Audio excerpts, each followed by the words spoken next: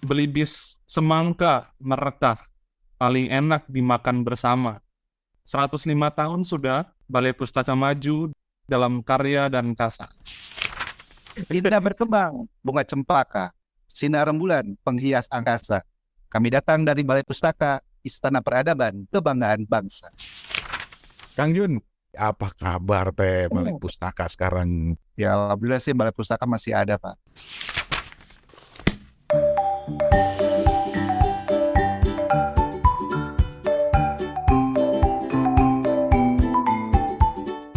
Kawan-kawan apa kabar? Kita ketemu lagi di Kepo Buku dan kita ada tamu spesial. Karena kan kita sempat ngobrolin beberapa kali buku-buku sastra gitu. Terus tiba-tiba kepikiran, iya ya dulu tuh Balai Pustaka tuh terkenal banget dengan buku-buku sastranya. Dari situ kepikiran, gimana kalau kita ngajak ngobrol Balai Pustaka dan menanyakan apa kabarnya. Nah, sebelum nanti saya perkenalkan rekan dari Balai Pustaka, saya mau menyapa dulu teman saya yang ada di Ambon. Apa kabar Ambon?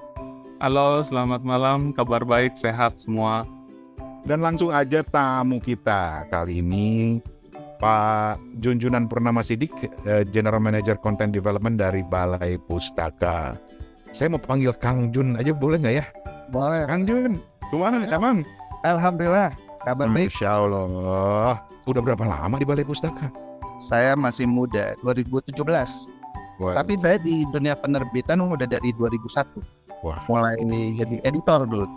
Oh, berarti dari editor. Ya.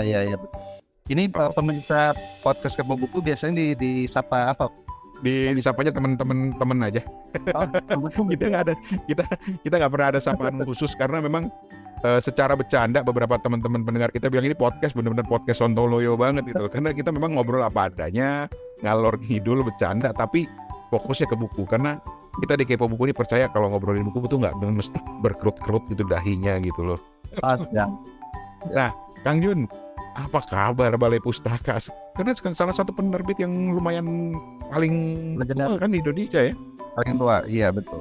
Betul. Pasti usianya 105 tahun. 105 tahun. 105 tahun. Bulan September kemarin kita baru merayakannya. Oke, selamat ulang tahun kalau gitu. Steven, nanti tolong dikirim kadonya ke Balai Pustaka. Pakai pantun aja kali ya. Siap. Beli bis semangka merekah, paling enak dimakan bersama. 105 tahun sudah Balai Pustaka maju dalam karya dan kasa. Ini saya harus balas dengan pantun nih. Indah berkembang, bunga cempaka, sinar rembulan, penghias angkasa. Kami datang dari Balai Pustaka, Istana Peradaban, Kebanggaan Bangsa. Jadi pressure nih buat bikin pantun, ntar aja deh, ngarang dulu.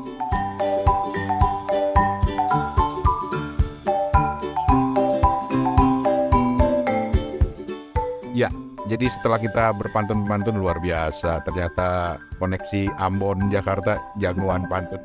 Orang di Ciputat gigit jari. Tapi oke, langsung ke pertanyaan yang paling awal sekali. Apa kabar teh Balai Pustaka sekarang, Pak Jun? Ya alhamdulillah sih Balai Pustaka masih ada, Pak.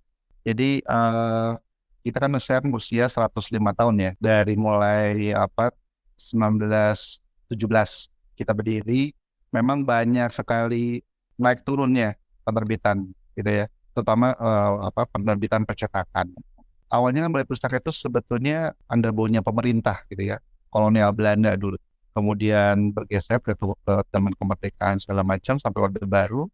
Jadi kita ada underbound di Departemen Pendidikan dan Kebudayaan gitu. Jadi setiap konten-konten pendidikan gitu kan, sastra yang memang karyanya dimiliki oleh Departemen Pendidikan Kebudayaan Pedanka, kita menerbitkan buku pelajaran ini Budi, mungkin Parana ini Bapak Budi kan seperti itu. Nah itu bisa dikatakan mungkin kejayaan Balai Pustaka gitu ya. Jadi sampai 1 juta eksemplar kita distribusikan gitu kan.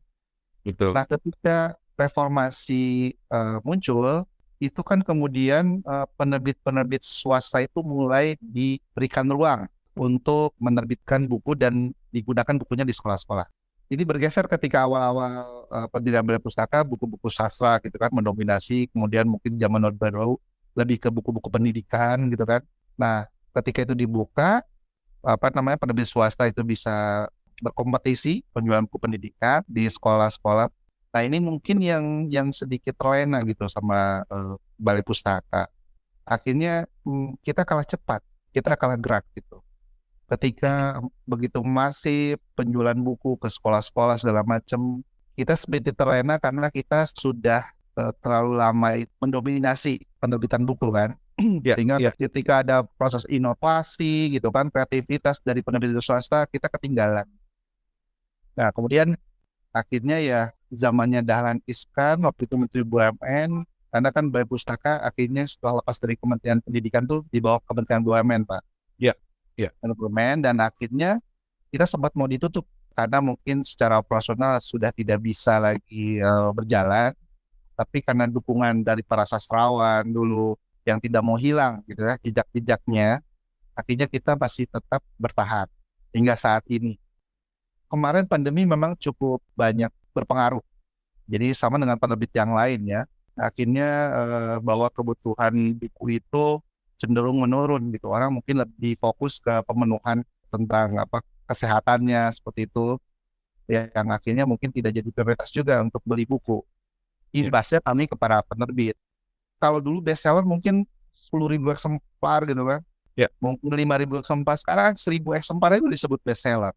Karena untuk mencapai angka segitu sangat sulit, apalagi dihadapkan dengan pandemi yang seharusnya memang pandemi itu, kalau saya pernah baca gitu ya di beberapa berita, pandemi di luar negeri itu menyebabkan peningkatan ternyata penjualan buku.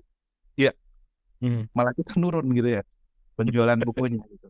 Kembali kita malahan. Harusnya pandemi orang malah baca buku atau gimana karena banyak di rumah gitu Pak. Itu yang mungkin kemarin itu ada salah satu mungkin himbauan yang kurang lengkap gitu ya waktu zaman pandemi, kayak keluar harus pakai masker gitu kan, itu himbauan pertama. Otomatis orang beli banyak masker. Kemudian himbauan kedua, habis aktivitas cuci tangan, orang kan beli sabun, beli hand sanitizer kan gitu Pak ya. Iya, penjualan meningkat. Nah ketika himbauan orang di rumah itu nggak ada alternatif, ngapain harus di rumah gitu. Coba kalau dari dulu orang harus di rumah dan baca buku, itu pasti himbauan itu akan terus melekat selama 2 tahun, orang akan beli buku gitu. Kenapa ya? Itu begitu. Tapi karena kita memang nggak bisa menyalahkan zaman yang terus berjalan, yang bergerak gitu. Justru kita yang memang harus membuat inovasi. Bagaimana kalau kita harus survive. Terus juga salah satu mungkin orang banyak kehilangan Balai Pustaka itu di mana. Terus kami memang lepas reformasi pindah-pindah kantor pusat. Wahidin ke Gedung Sahari, Pulau Gadung. Sekarang kita pindah ke Matraman sejak 2012 kalau nggak salah. Nah mungkin pindah-pindah itu akhirnya orang yang dulu terkoneksi di Wahidin, terkoneksi di Gedung Sahari, terkoneksi di Pulau Gadung, ketika mereka berangkat ke sana sudah nggak ada lagi gitu. Jadi padahal kita masih ada gitu, karena mungkin kita pindah-pindah aja gitu. Itu mungkin kabarnya Balai Pustaka. Jadi untuk sahabat Balai Pustaka, mungkin teman-teman di Kepo Buku, Balai Pustaka masih ada. Masih menerbitkan buku. Gitu. Tapi kalau ada yang tertarik mau menerbitkan buku di Balai Pustaka, ya silakan. Nanti kami akan review gitu ya. Mungkin itu bisa diterbitkan.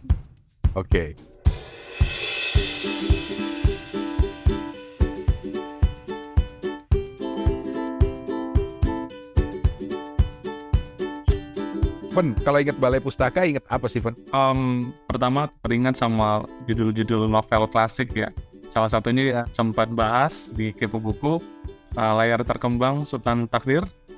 Dan juga kalau saya lihat tuh buku-buku seperti Pak Refli Harun dan buku-buku lainnya gitu. Tapi sejauh ini top of mind tuh buku-buku klasik. Betul. Mumpung kita lagi ketemu sama ketua tim penerbitannya BP nih, Bang Rane ya, para pendengar, kita nih mau pengen tahu nih Pak Jun, gimana adaptasi BP biar tetap relevan gitu di dunia perbukuan sekarang. Apa kira-kira yang disegerakan sama Pak Dirut juga, Pak Ahmad Fahroji?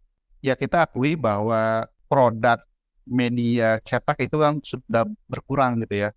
Meskipun saya masih yakin itu tetap ada peluang gitu ya ke depannya, walaupun era digital udah sangat masif, tapi produk cetak itu masih tetap.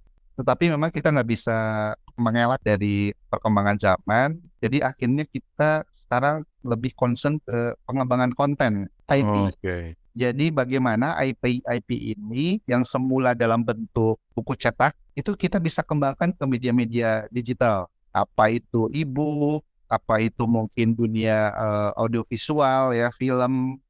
Nah, film itu Balai Pustaka saat ini mau akan menayangkan dua buah film masuk. Salah satu film itu dari buku kita, buku novel kita baru sih tahun 2018-19 gitu kan. Judulnya Onrus. Onrus sebuah pulau di utara Jakarta gitu ya. Di sana ada misterinya di sana. Kita buat film. Judulnya Kutukan Peti Mati. Di film horor. Oke. Nah, sekarang lagi ini ya, lagi naik daun nih film-film horor. Jadi Betul, Pak. pustaka, wah ini kayaknya momen nih. Kita kebetulan ada buku misteri gitu kan. Kita angkatlah sebagai sebuah pengembangan IP. Terus yang kedua itu adalah film Siti Nurbaya. Sekarang lagi post pro gitu ya.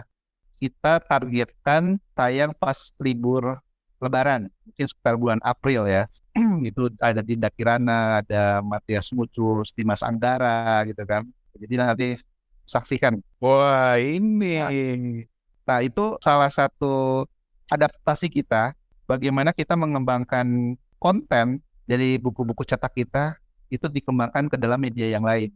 Jadi sebenarnya film sebelumnya kita pernah juga itu di RCTI itu tayang sinetron Salah Asuhan. Jadi adaptasi dari buku Salah Asuhan. Ya. Ya. Nah, jadi kita udah merambah ke sana, Mas Steven gitu ya. Bikin podcast satu, Kang.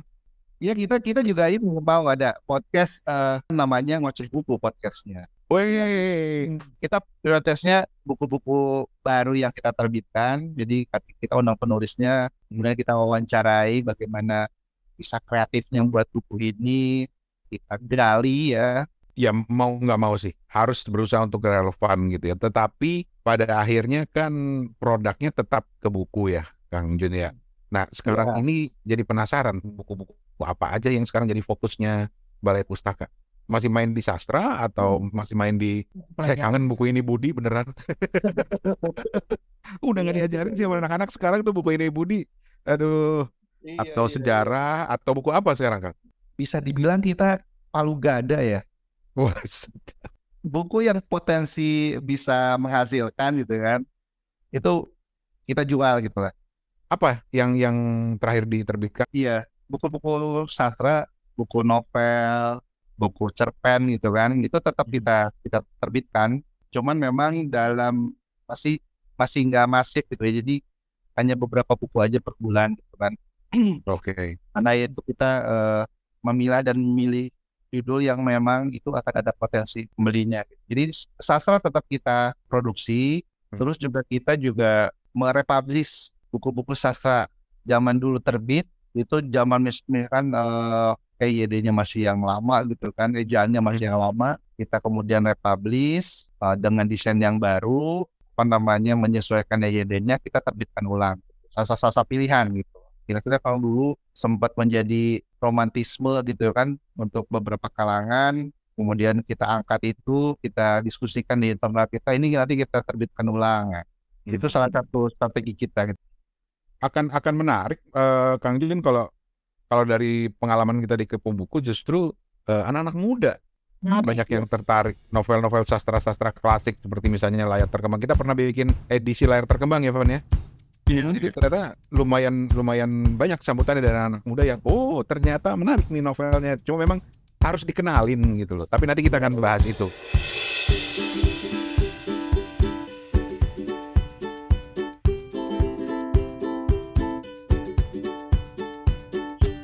Gimana tanggapan orang-orang atau pembaca-pembaca terhadap novel-novel klasik yang diterbitkan lagi di Balai Pustaka ini? Cukup ramai nggak sih yang beli? Memang sangat segmented gitu ya.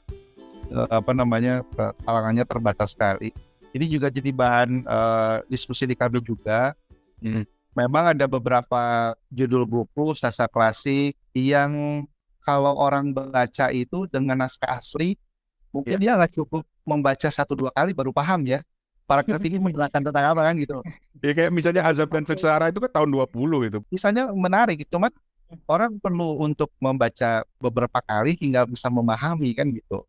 Saya juga membaca beberapa karya klasik ya, saya nggak bisa sekali baca memahami gitu ya. Jadi beberapa kali kita menganalisis dulu, karena mungkin dia bahasa zaman dulu berbeda dengan sekarang. Iya. Nah, konsekuensinya kan mungkin orang-orang sekarang nggak mau ribet ya, dia pengen sekali baca itu harusnya bisa ngerti gitu kan.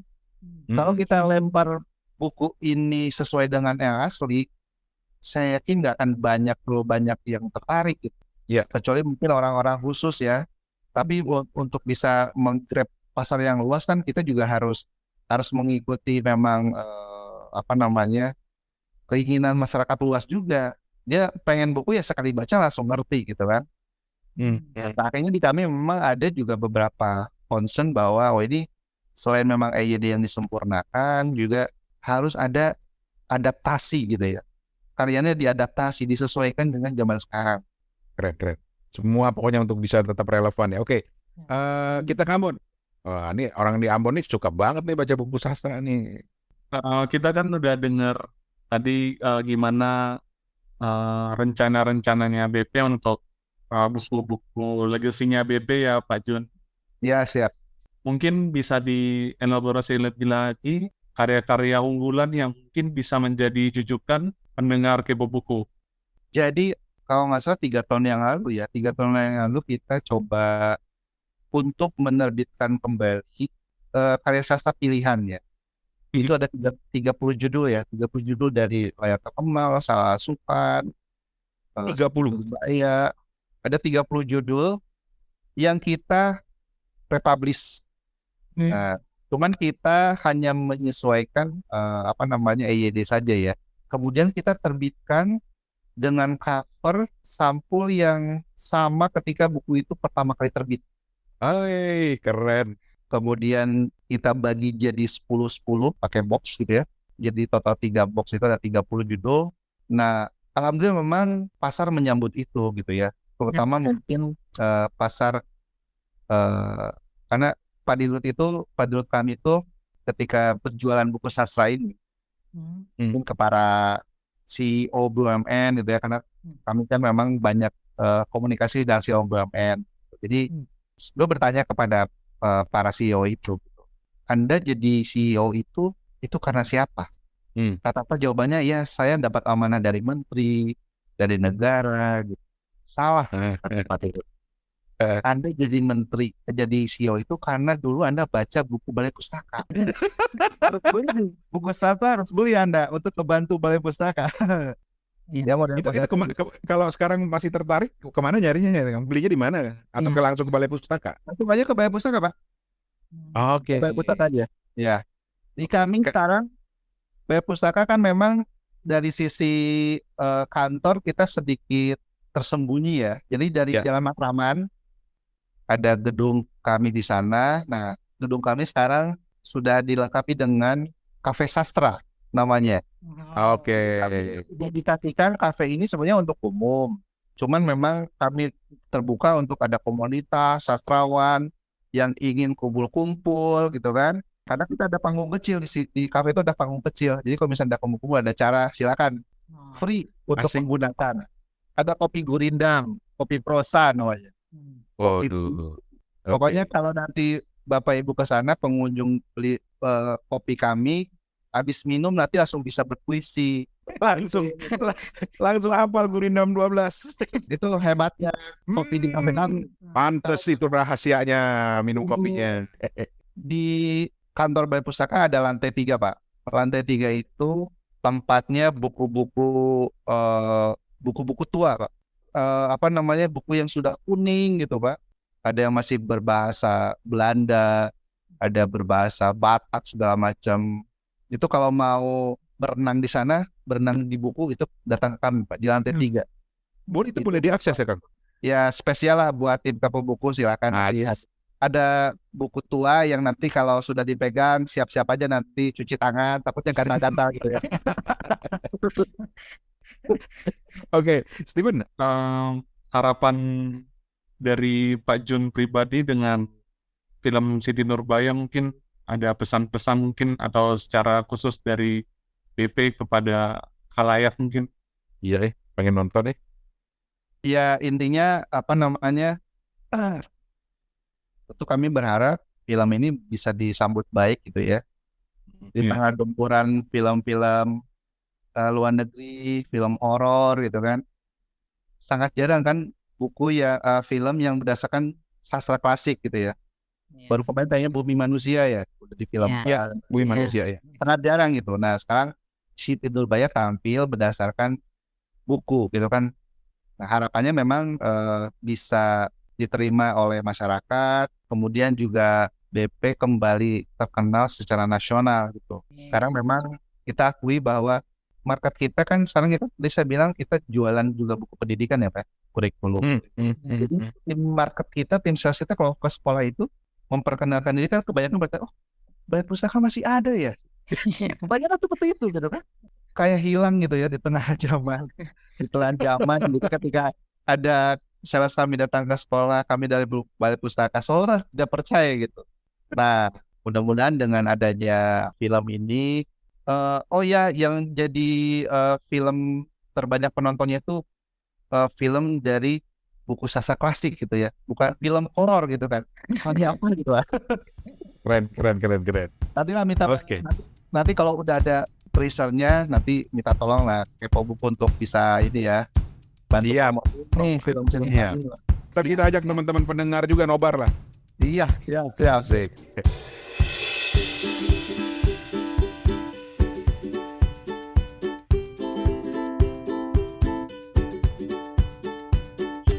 Kang Jun, ini paling akhir. Jadi ini kebiasaannya Kepo Buku dari pertama kali kita keluar dulu. Kalau ada tamu, kita itu ada pertanyaan pamungkas istilah kita gitu. Ya. Nah, biasanya yang menyampaikan pertanyaan pamungkasnya ini orang Ambon nih. Ya, boleh kami tahu buku terakhir yang Kang Jun baca? Saya kebetulan ada buku Stambul Cinta dari Bali. Itu buku mungkin sekitar 2 tahun yang lalu ya, buku Balai Pustaka. Itu berkesan buat saya karena itu buku itu mengisahkan tentang orang tuanya Bung Karno. Jadi bagaimana kedua orang Bung Karno itu yang berbeda suku ya, Jawa dan Bali itu disatukan dalam sebuah ikatan cinta yang akhirnya melahirkan seorang yang nanti menjadi bapak bangsa, pendiri bangsa. Nah ini penulis itu dia menulis ini dengan sangat baik karena dia riset. Jadi sebelum dia nulis itu riset, dia berkeliling ke lokasi-lokasi di mana ada informasi mungkin pertama kali bertemu di mana, lokasi sekolahnya di mana, itu riset di sana. Itu luar biasa. Itu yang berkesan. Yang kedua, kita juga baru tahun ini terbitin buku namanya Bila Sedih Agni Bernyanyi. Ini novel remaja. Bila sedih. Kita memang penulis baru ya. Bila Sedih Agni Bernyanyi. Ini penulis baru. Jadi buku ini terinspirasi dari salah satu warga di Manggarai di NTT. Jadi dia punya orang tua ODGJ Pak. ODGJ. Oke. Pamannya juga sama gitu kan. Nah ini si Agni ini sebagai anak tertua, dia bagaimana harus survive ya. Survive, bagaimana survive untuk menyembuhkan orang tuanya, pamannya, sementara dia punya adik juga gitu. Nah itu tempat jadi headline nih waktu tahun kemarin. Nah ini dikemas sedemikian rupa, jadi akhirnya si Ap ini dia bisa survive bertahan. Nah ini kan, tapi dari itu ada kisah banyak lika-liku ya. Lika-liku kadang-kadang kita bisa menangis juga ketika membaca beberapa paragraf gitu kan. Karena penderitaan yang dialaminya.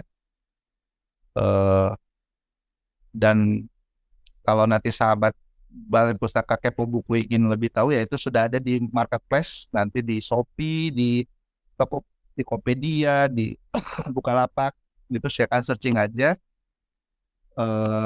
akunnya Balai Pustaka, di sana ada buku-buku baru, silakan nanti membelinya. Ini sedikit promosi ya Pak Nanda ya, nggak apa-apa ya. Oh, memang harus begitu. Jadi tadi disebut ada Bila Sedih Agni Bernyanyi, ini karyanya Anissa Setia. Yang Ya. satu lagi juga, ini saya tertarik banget nih, pengen beli juga nih, Stambul Cinta dari Bali ya. Iya. Isinya Nurullah. Nurullah. Ya. Oke. Wah, ini harus dibaca. Tapi ya, toh yang dari di Ambon itu punya toko buku, namanya Kesatria Buku, Kang. Siap. Ini dia tuh udah mulai ngincer tuh, langsung buka Tokopedia abis ini. Langsung jadi agen balai pustaka sana. Asik. Ya, langsung hubungi aja ke nanti ya. Tapi karena waktu kita terbatas banget dan terima kasih banyak kembali. Ada satu lagi pantun nih Pak. Oh, mangga. Podcast Kepo Buku. Hujan deras di Pulau Maluku, basahi taman, basahi bangku. Acara podcast Kepo Buku, bertambah wawasan, bertambah ilmu. Wah, keren Pak. Saya serahkan copyrightnya gratis. Aduh, alhamdulillah gitu. Kang Jun, sukses dengan Balai Pustaka. Terima kasih sukses juga buat Kepo Buku.